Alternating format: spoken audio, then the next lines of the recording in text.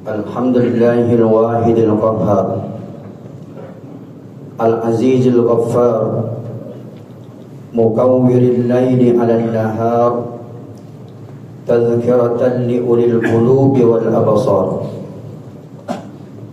Asyhadu an la ilaha illallah wahdahu la syarika lah wa asyhadu anna sayyidana Muhammadan 'abduhu wa rasuluhu la nabiyya ba'dah. Allahumma salli ala sayyidina Muhammadin al-fatihi lima ughliqa wal khatimi lima sabaqa nasirul haqqi bil haqq wal hadi ila siratikal mustaqim wa ala alihi haqqa qadrihi wa miqdaril azim. Salatan taftahu lana biha ababar ridha wat taysir wa tughliqu biha anna abwabasy syarri wat ta'sir wa takunu lana biha waliyan wa nasira.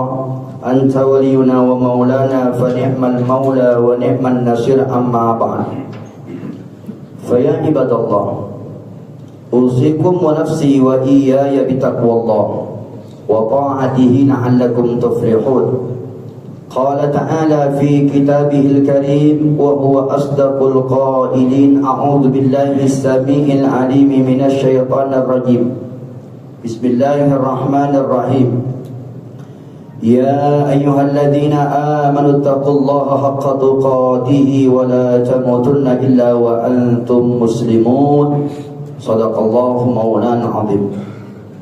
Ma'asyiral muslimin wa zumratal mu'minin rahimakumullah. Alhamdulillah, kita bersyukur kehadirat Allah yang telah memberikan kita berbagai macam nikmat, di antaranya nikmat iman dan Islam serta nikmat kesempatan, sehingga Allah kumpulkan di tempat yang mulia ini dalam rangka memenuhi panggilan Allah salat Jumat berjamaah.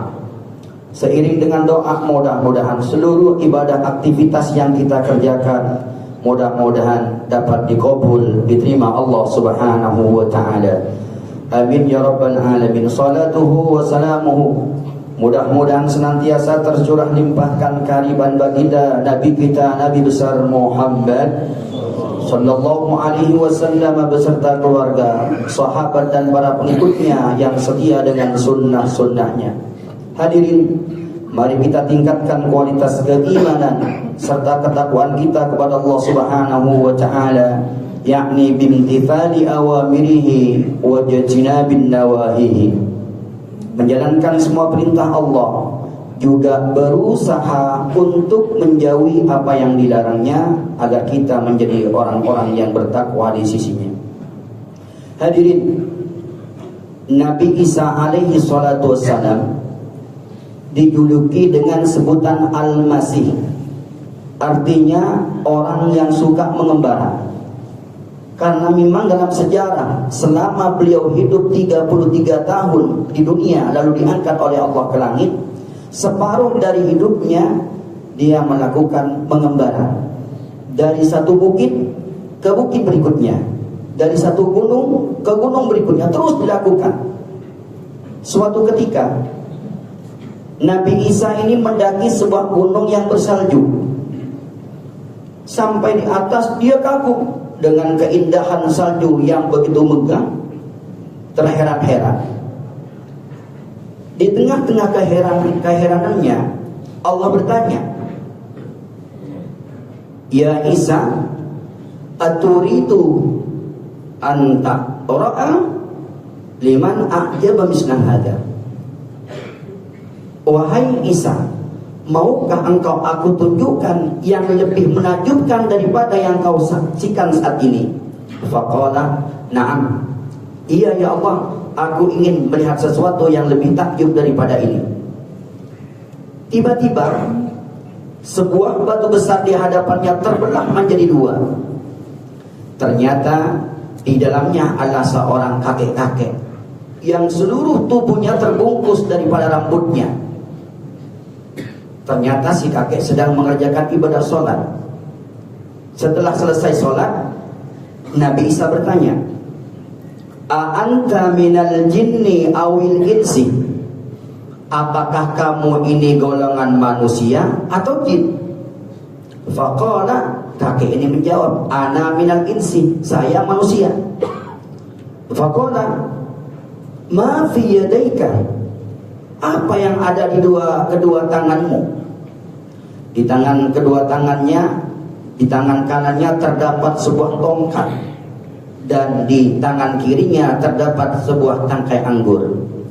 Tongkat ini aku gunakan untuk menopang badanku yang sudah tua dalam sholat. Sedangkan anggur ini, kata si kakek, diberikan oleh Allah setiap kali aku lapar datang dengan sendirinya. Maka aku makan sehingga aku menjadi kenyang. Kemudian Nabi Isa bertanya lagi, kam sanatan fa'ala misla hada, sudah berapa tahun kamu lakukan ibadah seperti ini? Faqala arba'u mi'ati sinin, aku lakukan ibadah seperti ini sudah 400 tahun lamanya. Lalu Nabi Isa alaihi salatu wasallam bertanya kepada Allah, ya Rabb, adakah di antara hamba-hambamu yang ibadahnya lebih baik, lebih utama daripada ibadah yang dilakukan oleh kakek selama 400 tahun? Faqala, Allah menjawab, bala, ada. Man huwa, siapa itu ya Allah? Yaitu seorang laki-laki dari umat Nabi Muhammad yang melakukan sholat sunnah di malam nisfu Sya'ban. Itu jauh lebih aku sukai, lebih aku senangi daripada ibadah yang dilakukan oleh si kakek selama 400 tahun. Hadirin ma'asyarul muslimin rahimakumullah. Lalu Nabi Isa mengangkat kedua tangannya, ya Rabb, andaikan engkau jadikan aku menjadi umat Nabi Muhammad, niscaya aku akan lakukan ibadah itu di malam nisfu Sya'ban. Hadirin ma'asyarul muslimin rahimakumullah, malam nisfu Sya'ban, pertengahan daripada bulan Sya'ban, itu merupakan malam yang istimewa di hadapan Allah Subhanahu wa ta'ala. Kenapa demikian? Memang setiap umat diberikan keistimewaan oleh Allah yang berbeda-beda. Umat dahulu mereka diberikan usia yang panjang, ratusan bahkan ribuan tahun. Nabi Nuh 1050 tahun usianya, dan rata-rata umatnya 300 tahun umurnya. Nabi Adam 1000 tahun usianya, rata-rata 200 tahun umur umatnya. Dan kita akhir zaman umat Nabi Muhammad sallallahu alaihi wasallam memang tidak diberikan keistimewaan usia yang panjang, tetapi Allah memberikan keistimewaan setiap ibadah amal yang dilakukan oleh umat Nabi Muhammad berlipat ganda di hadapan Allah Subhanahu wa ta'ala. Sehingga inna a'mara ummati ma baina sittina wa sab'ina, sesungguhnya umur umatku berkisar antara 60 sampai 70, kata Rasulullah SAW.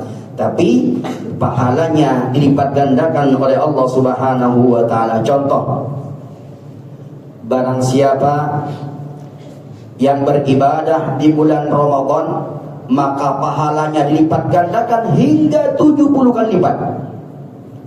Barang siapa yang beribadah di malam Lailatul Qadar, malam itu, maka sama dengan orang yang beribadah selama 1000 bulan.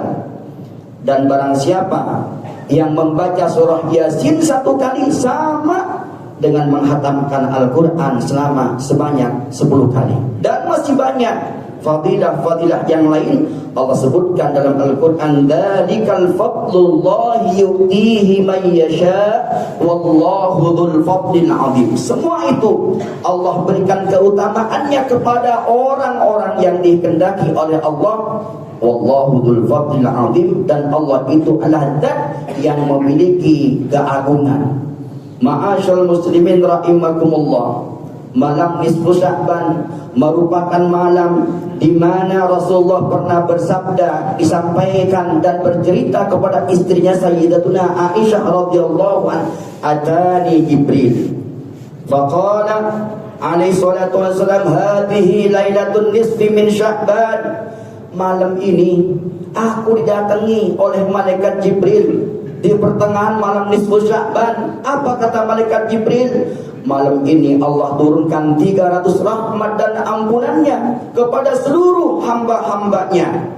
Siapa yang ingin meminta maaf, Allah ampuni dosanya. Siapa yang ingin minta rezeki, Allah berikan rezekinya. Siapa yang ini itu dan seterusnya akan dikabul Allah Subhanahu wa taala dan diampuni dosanya oleh Allah Subhanahu wa taala illa limusyrikin. Yang pertama yang tidak mendapatkan ampunan dari Allah, orang musyrik yang menyekutukan Allah, au musakhirin, atau orang yang masih bermusuhan dengan saudaranya, au muqamrin, atau yang masih suka minum khamr, au uququl walidaini, atau orang yang masih durhaka kepada orang tuanya. Mereka tidak mendapatkan ampunan dan rahmat Allah di malam nisfu Sya'ban kecuali mereka meminta maaf dan bertaubat kepada Allah Subhanahu wa taala. Ma'asyal muslimin rahimakumullah.